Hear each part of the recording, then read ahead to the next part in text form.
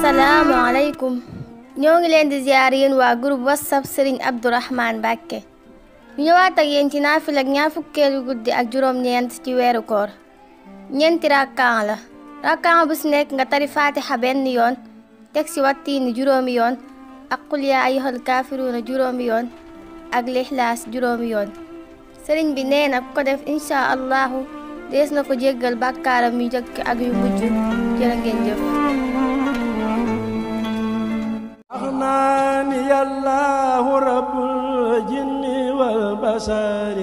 mbokk yi